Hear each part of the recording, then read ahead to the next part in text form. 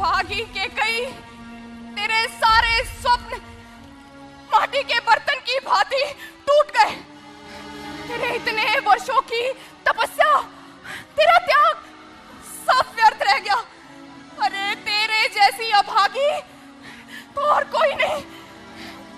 तेरे भाग्य पर उल्का पिंड गिर रहे हैं और तू सो रही है। क्या करेगी तू कैकेयी, क्या करेगी? मंत्रा, हुआ क्या है, बताओगी मुझे?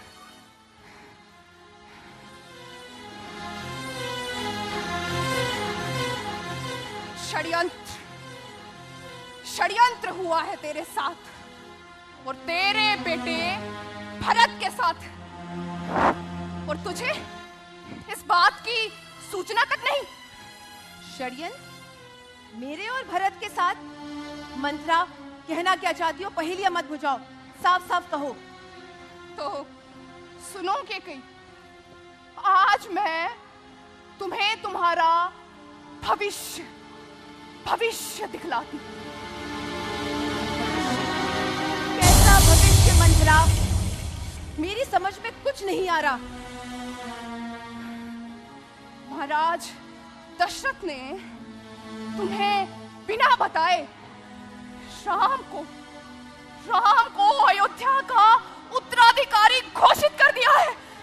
क्या तेरी बात सत्य है मंत्रा? यदि सत्य हुई तो मेरी जिह्वा काट देना रानी कैकेयी। ये तो बड़े ही प्रसन्नता का दिन है, बड़े ही आनंद का दिन है। मेरी आशाओं का कमल खिलने वाला है। और याद रख, तुझे भी भरपूर पुरस्कार मिलेगा। अभी के लिए ये ले, बाकी बाद में और दूंगी। रानी कैकेयी, आपने मुझे अपने कंगन दिए। मैं तो अति प्रसन्न हुई ये कंगन पाकर। धन्यवाद रानी कैकेयी, धन्यवाद। यही तो चाहती थी मैं। नहीं चाहिए मुझे। तुझे क्या लगा मंत्रा इन आभूषणों की भूखी है?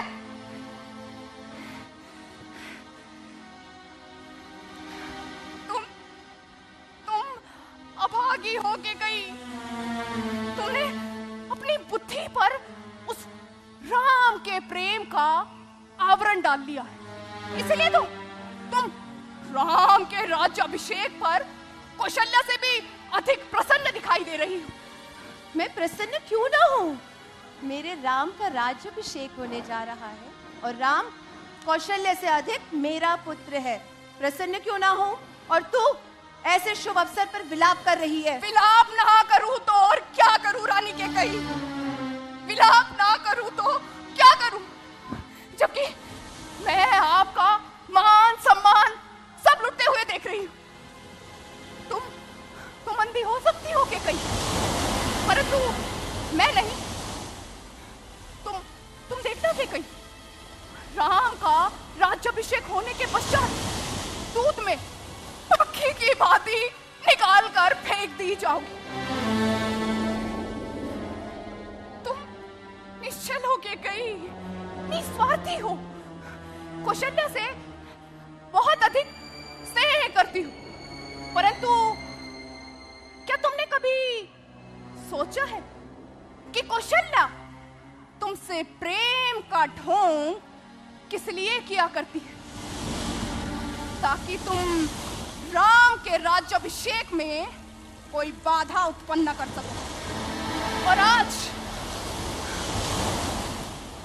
वो दिन आ गया है रानी कैकेयी, जब राम का राज्याभिषेक होने जा रहा है। राम राजा बनने जा रहा है और कौशल्या राजमाता, और तुम कैकेयी राजमहल से बाहर। मंत्रा, मर्यादा का मान रहे। ऐसे कटु वचन से मेरे हृदय को आघात पहुंच रहा है।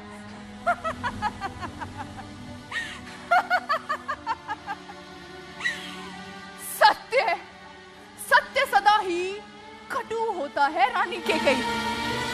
इतने वर्षों तक झूठ सुनकर तुमने क्या पा लिया? अब सत्य सुनो। इसी सत्य में तुम्हारा कल्याण है। इसे स्वीकार करना या ना करना सब तुम पर निर्भर करता है, परंतु सत्य तो मैं कहकर ही रहूंगी। ये मेरा अधिकार है और कर्तव्य भी। अपने पति को अपना सौभाग्य मानती हो ना, अपना सर्वस्व मानती हो ना अपने पति को, अपने से अधिक विश्वास करती हो ना अपने पति पर। उसी पति ने विश्वासघात करके ये सिद्ध कर दिया कि उनके जीवन में तुम्हारा कोई स्थान नहीं, ना तुम्हारा, ना तुम्हारे पुत्र भरत का, और ना ही तुम्हारे पिता के दिए गए उन वचनों का। वरना तो रघुवंश पशुओं तक को दिए गए वचनों को निभाते हैं रानी कैकेयी। मंथरा, वाणी को विराम दो, अब इसके आगे कुछ नहीं कहना। हाँ हाँ कहूंगी, कहूंगी मैं। सत्य है ये, महाराज दशरथ की जिह्वा पर सत्यवाणी अवश्य, परंतु उनके विचार रानी कैकेयी, उनके विचार किसी शब्द भेदी बाण से भी अधिक घातक है।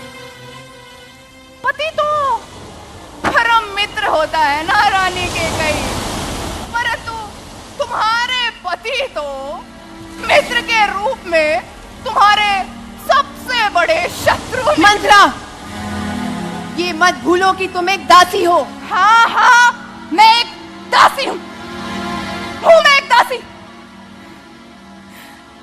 तभी तो मैं तुम्हारे लिए एक दासी का जीवन नहीं चाहती हूँ रानी कैकेयी।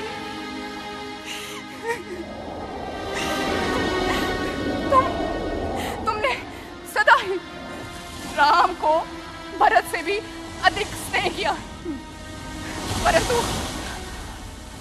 परंतु तुम देखना रानी कैकेयी, राम राजा बनने के पश्चात अपनी सगी माँ कौशल्या को ही राजमाता बनाएगा, ना कि अपनी सौतेली माँ कैकेयी को।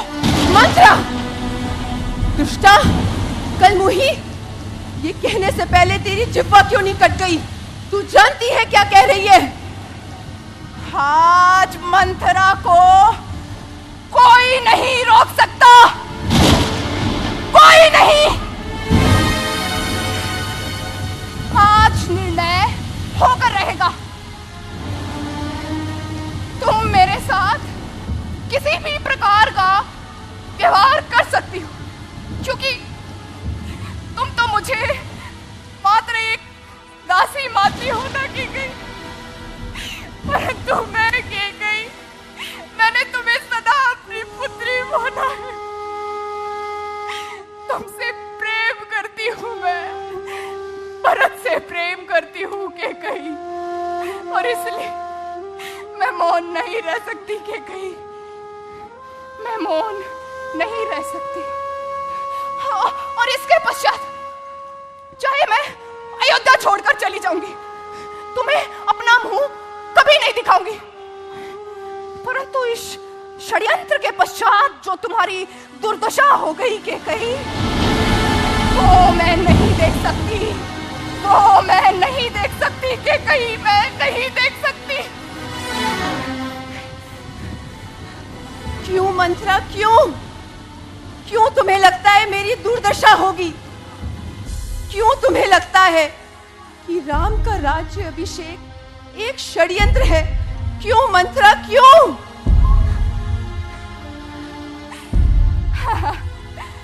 अब पूछा ना तुमने सही प्रश्न रानी कैकेयी, अब पूछा तो सुनो कि मुझे क्यों लगता है कि राम का राज्याभिषेक एक षड्यंत्र है। इस षड्यंत्र का आरंभ तो तुम्हारे विवाह से हुआ था, जब महाराज दशरथ ने तुम्हारे पिता को ये वचन दिया था कि तुम्हारी कोख से जन्मा हुआ बालक ही अयोध्या का उत्तराधिकारी बनेगा। क्या हुआ उन वचनों का रानी कैकेयी? कुछ प्रश्नों का उत्तर दो।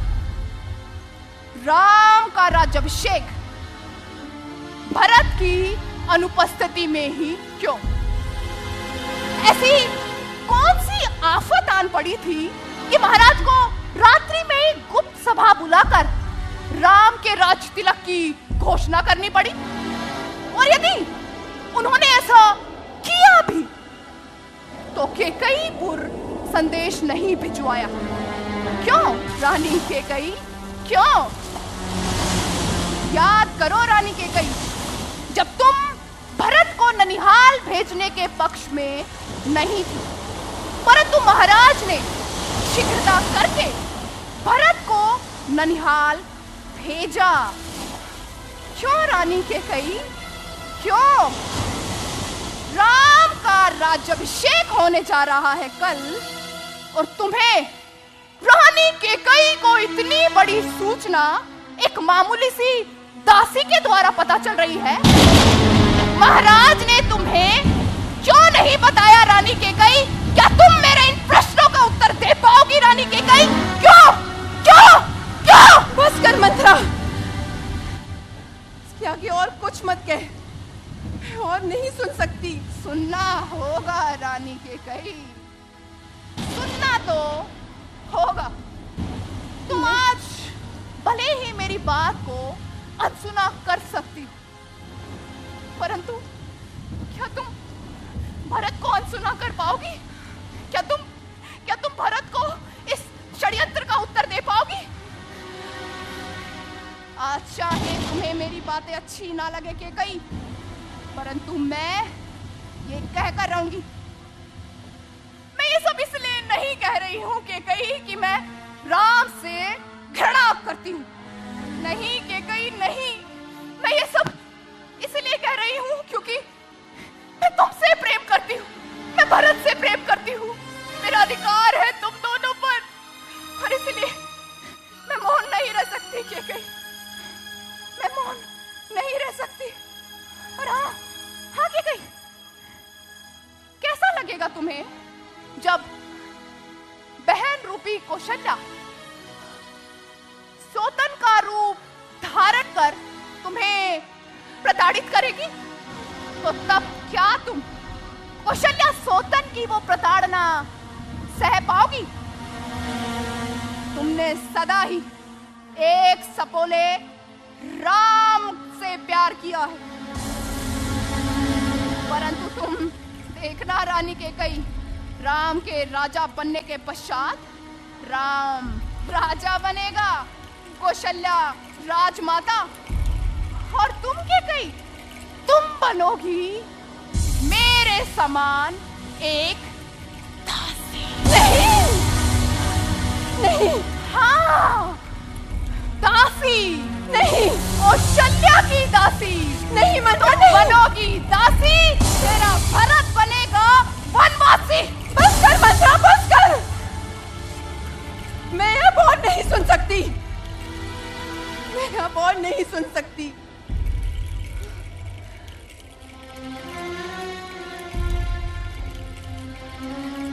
ना मैं दासी बनूंगी और ना मेरा भरत वनवासी बनेगा।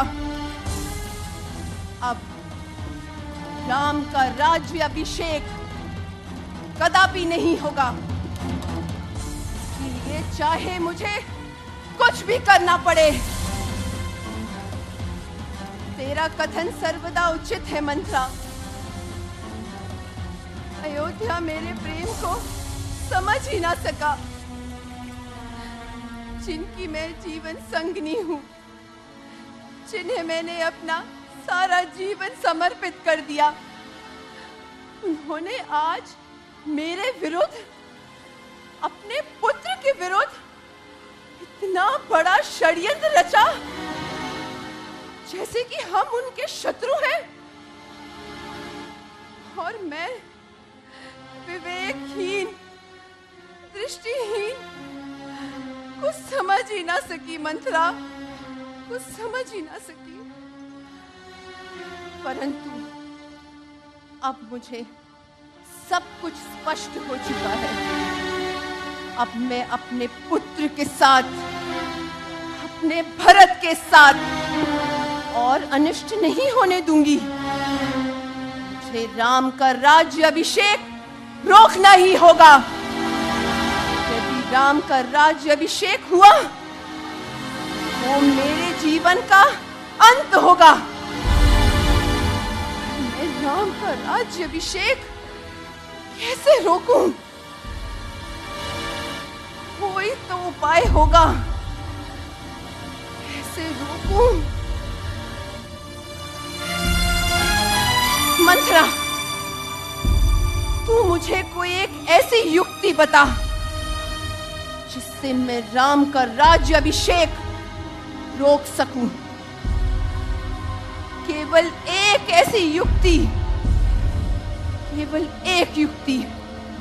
नहीं रानी कैकेयी, अब तो ऐसी कोई भी युक्ति शेष नहीं बचती। हम इस षड्यंत्र को विफल नहीं कर पाएंगे। मंत्रा, ऐसा ना कह।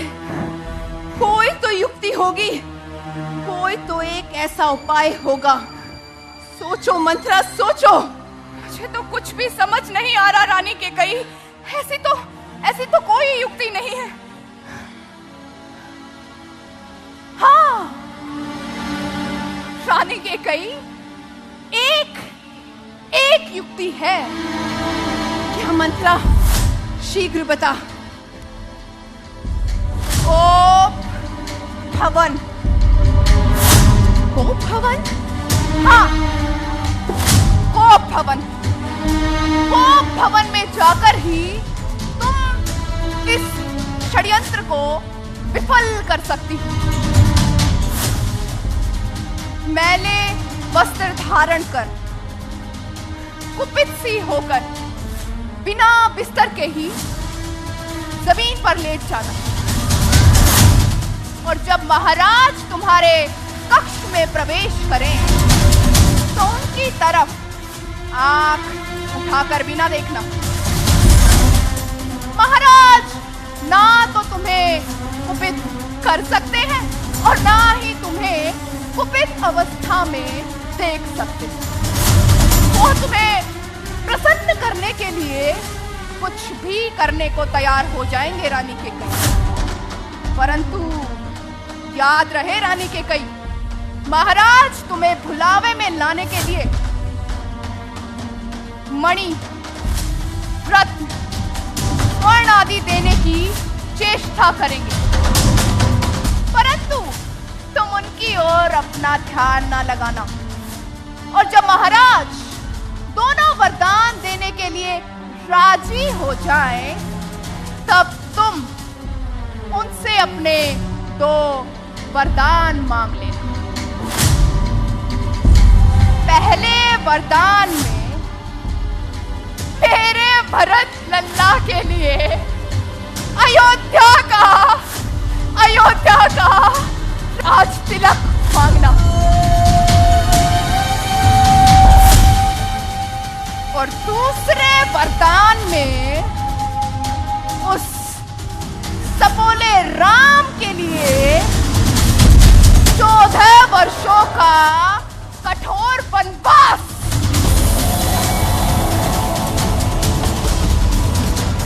दंडक वन में। मैं सब कुछ समझ गई मंत्रा। यदि तू ना होती तो मेरी समझ में कदापि ना आता। महाराज ने कौशल्या के साथ मिलके जो षड्यंत्र रचा है, मैं उसे कभी ना समझ पाती। और अब मैं सब समझ रही हूँ। अब ना तो स्वर्णों से,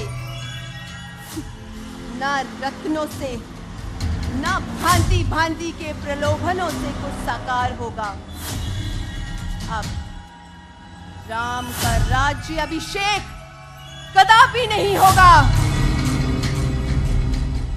अब या तो राम 14 वर्षों के लिए वनों में जाएगा और मेरा पुत्र अयोध्या नरेश बनेगा, अन्यथा मंत्रा महाराज को तुम मेरी मृत्यु का समाचार सुनाओगी। मंत्रा नाम है मेरा। मंत्रा नाम है मेरा। एक क्षण रुकिए रानी कैकेयी, एक क्षण रुकिए। मैं आपको एक बात तो बताना भूल ही गई। कहो मंत्रा। जब महाराज को तुम देवासुर संग्राम के वक्त लिए गए उन वचनों का स्मरण कराओगी, तब याद रहे वरदान मांगने से पहले राम की सौगंध महाराज से जरूर मांग लेना, और फिर ही तुम अपने उन दोनों वरदानों को मांगना, उससे पहले बिल्कुल नहीं। तुम निश्चिंत रहो मंत्रा, जैसा तुम चाहती हो वैसा ही होगा। ठीक है रानी कैकेयी, को भवन में प्रस्थान करो। मेरा भरत राजा बनेगा। अब मैं भी देखती हूँ कि राम का राज्य अभिषेक कैसे होता है। राजा तो बनेगा मेरा पुत्र भरत ही।